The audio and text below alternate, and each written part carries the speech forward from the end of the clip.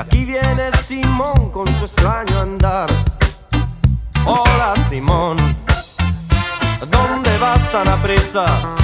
Para un poco, ¿qué quieres tomar?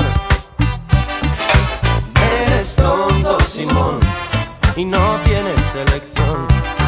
De tu cráneo rapado al cero, quita esa gorra de obrero y sortea la cuestión, Simón.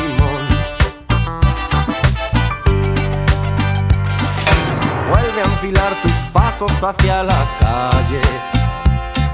Si llamas a esa puerta sale una mujer